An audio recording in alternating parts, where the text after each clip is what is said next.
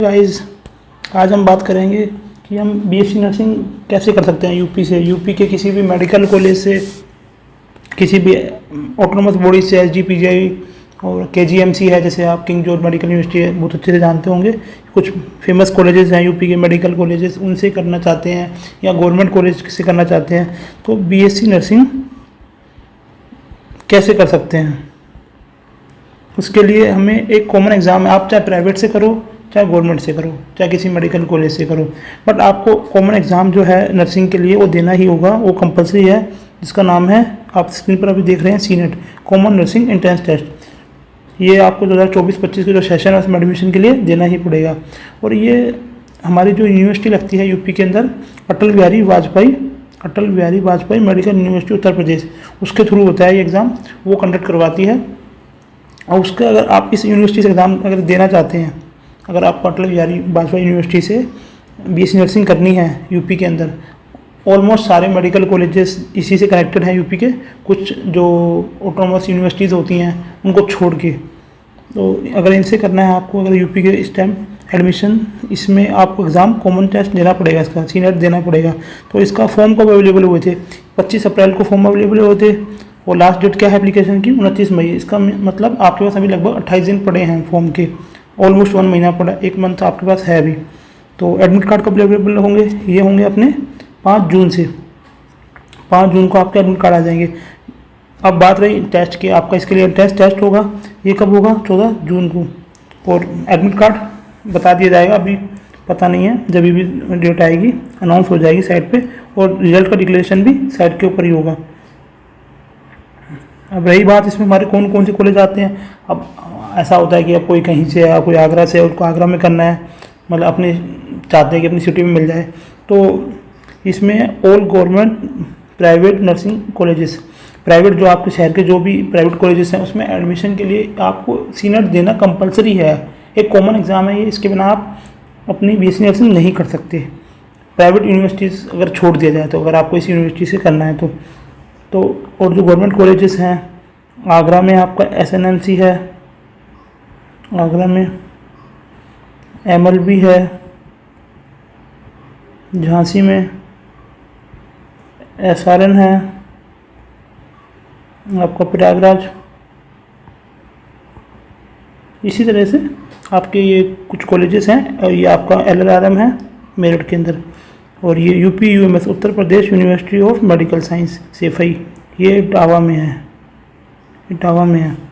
और RMLIMS Ram Manohar Lohia institute of medical science Lucknow, ये आपका लखनऊ में है।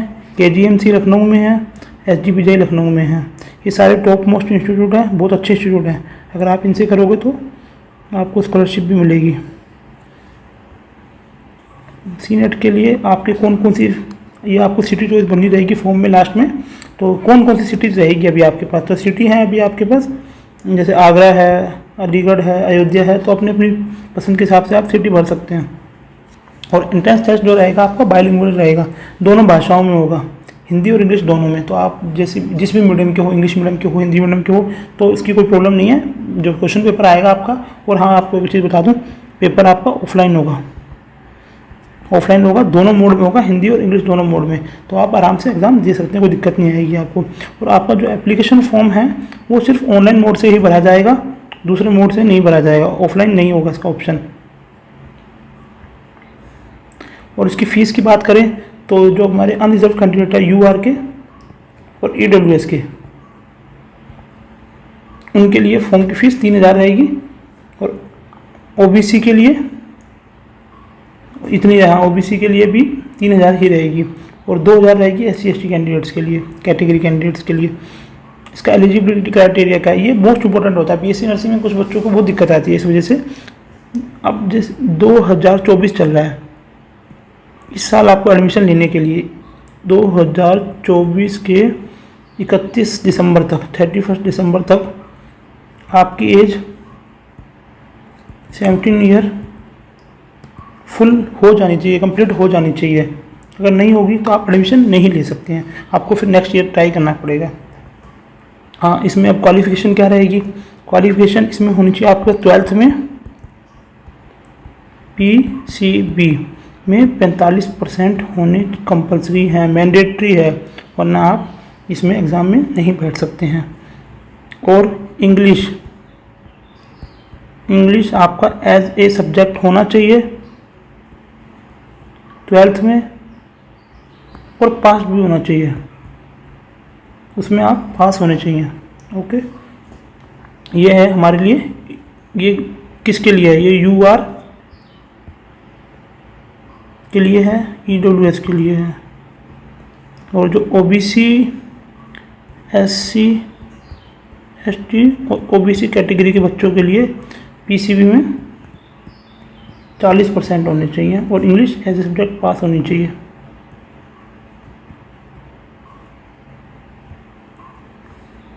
रिजर्वेशन पॉलिसी की बात करें तो रिजर्वेशन किसको मिलेगा, रिजर्वेशन, अब इसमें रिजर्वेशन मिलेगा ही नहीं। पहली बात तो जो यूपी का डोमिसाइल है वही फॉर्म भर सकते हैं, बट जैसे फिजिकली हैंडीकैप्ड की बात करें अपने, तो उनमें किसी को रिजर्वेशन मिलेगा। जो 40-50% से ऊपर हैं लोग, जिनकी मतलब ज़्यादा है डिसेबिलिटी, उनको ही मिलेगा, बाकियों को UR कैटेगरी के अंदर ही रखा जाएगा। और जो आपका EWS का सर्टिफिकेट बनेगा और OBC का कास्ट सर्टिफिकेट बनेगा, जो जाति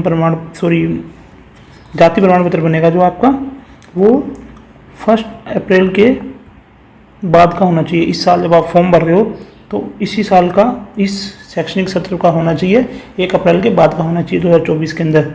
EWS और इन दोनों के लिए बातें लागू हैं। और इसमें फॉर्म के बारे में डिटेल दी गई है, तो फॉर्म का आप देख लीजिएगा, इसमें इतनी कोई दिक्कत वाली चीज़ है नहीं। अगर आपको कुछ दिक्कत लगे तो आप मैसेज कर सकते हैं, टेलीग्राम पे भी कर सकते हैं, वीडियो के कमेंट में भी कर सकते हैं, कोई दिक्कत वाली बात नहीं है। ये फॉर्म के बारे में ही है, कैसे कैसे फॉर्म भरना है। फॉर्म के बस आपको फ़ोटो के बारे में बता देता हूँ। फ़ोटो में आपको अपनी फ़ोटो लगाने के बाद नीचे इसमें नेम लिखना है अपना, और डेट ऑफ फोटोग्राफ DOP, जैसे आज 2 तारीख है तो 2/5वां महीना 2024, इस तरीके से आपको लिखना है। और आपकी जो डायमेंशन है फ़ोटो की 4.5 × 3.5 सेंटीमीटर होनी चाहिए, और मिनिमम 50 KB की और मैक्सिमम 200 KB की होनी चाहिए फ़ोटो। और सबसे इम्पोर्टेंट चीज़ ये है कि आपकी जो फ़ोटो है, फेस जो फ्रंट में होना चाहिए, वाइट बैकग्राउंड होना चाहिए फ़ोटो का, विदाउट स्पेक्ट्रल, मतलब कि स्पेक्स नहीं होने चाहिए, आपके स्पेक्स नहीं पहने होने चाहिए। और जो आपके सिग्नेचर कर रहे हो आप, कभी कैपिटल लेटर में नहीं करने हैं, एक्सेप्टेबल नहीं है, और वाइट पेपर पे करने हैं, वाइट बैकग्राउंड वाले पेपर पे। ये भी अभी एप्लीकेशन स्टेजेस हैं, लास्ट स्टेज थी आपकी इसकी करने की। और आपको जब एडमिट कार्ड आपका आएगा, आप एग्ज़ाम देने जब जाएंगे तो कलर प्रिंट आउट लेके जाना है, आपको कलर प्रिंट आउट लेके जाना है, ठीक है, कंपलसरी है, ध्यान रखिए, कलर प्रिंट आउट लेके जाना है। एग्ज़ामिनेशन के बारे में बात कर लेते हैं, मेन यही चीज़ है। एग्ज़ाम आपका है 14 जून का, एग्ज़ाम ऑफलाइन रहेगा। पहली चीज़, एग्ज़ाम बाइलिंगुअल रहेगा। Bilingual means Hindi and English both, ठीक है। और कितने क्वेश्चन आएंगे? क्वेश्चन आएंगे 200। एक क्वेश्चन के कितने नंबर होंगे? 1 मार्क। नेगेटिव मार्किंग क्या रहेगी आपकी? नो, कोई नेगेटिव मार्किंग नहीं है। Every single correct answer response 1 mark, no negative marking for incorrect response, ठीक है। 200 क्वेश्चन रहेंगे, एक क्वेश्चन 1 मार्क का होगा। Total paper, total marks 200 question 200 marks, और टाइम 200 मिनट। 200 मिनट मिलेंगे आपको देने के लिए, यानी कि 3 आवर्स 20 मिनट। 11 बजे आपका एग्ज़ाम स्टार्ट होगा, 2:20 पे ख़त्म हो जाएगा। 11 बजे आपका एग्ज़ाम स्टार्ट होगा। इसके लिए आपको रिपोर्टिंग टाइम क्या है? चलो, रिपोर्टिंग टाइम आपका है 9 बजे। 9 बजे आपको पहुंचना है। मैक्सिमम टाइम रिपोर्टिंग का आपका 10 बजे, उसके बाद अलाउ नहीं होगा, क्योंकि कोशिश करिएगा आप पहले पहुंच जाएं, क्योंकि आपकी बायोमेट्रिक वगैरह होती है तो टाइम लग जाता है कई बार। तो टाइम से पहुँचेंगे तो आपके लिए अच्छा है, आधा घंटा पहले चले जाएंगे तो कोई बात नहीं है। और इसमें आपका सिलेबस क्या रहेगा? इंपॉर्टेंट बात हुआ है, आपको 12th लेवल का सिलेबस रहेगा पहली बात तो। ज़्यादा हार्ड नहीं आएगा पेपर। उसमें जो हमारी नर्सिंग एप्टीट्यूड रहेगा 20% रहेगा, बेसिक क्वेश्चन आएंगे नर्सिंग से रिलेटेड। बेसिक बॉडी की जो एनाटॉमी फिजियोलॉजी है वो आपने पढ़ी होंगी 11th क्लास में, 11th-12th में, वही आएंगी। फिजिक्स आएंगी 20%, 20% केमिस्ट्री आएगी, 20% बायोलॉजी आएगी, 20% इंग्लिश आएगी जो आपके 12th स्टैंडर्ड में थी। तो 12th स्टैंडर्ड तक का आएगा, कोई दिक्कत नहीं है, बेसिक है। आप इसके लिए तैयारी कर सकते हैं, बहुत सारे यूट्यूब चैनल्स हैं, वहाँ से पढ़ सकते हैं। इसकी आपकी जो एंट्रेंस टेस्ट की जो क्वालिफाइंग मार्क्स क्या है, परसेंटाइल है। देखिए परसेंट नहीं है, परसेंट और परसेंटाइल में बहुत फ़र्क होता है। 50% का मतलब हो जाता है आपको 100 नंबर लाने ज़रूरी हैं, पर इसमें ऐसा नहीं है। आप जनरल के हो, ये इसमें EWS वालों के लिए भी सेम रहेगा। तो अब अगर 50 परसेंटाइल आपको लाने हैं तो आपके फर्स्ट रैंक से लेकर जो मतलब टॉप 50% में आना है आपको। 50% लोगों से ज़्यादा नंबर आने हैं आपको, इस तरीके से होता है परसेंटाइल।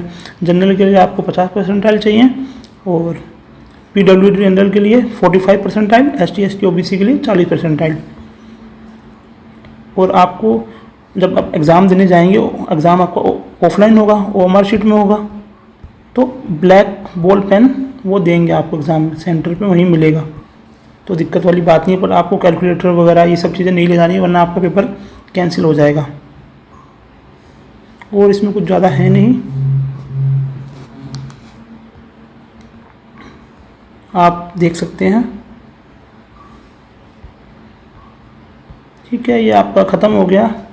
कोई दिक्कत हो तो आप मैसेज कर सकते हैं या आप DM भी कर सकते हैं। मैं आपको लिंक डाल दूँगा इंस्टाग्राम और व्हाट्सएप टेलीग्राम दोनों का।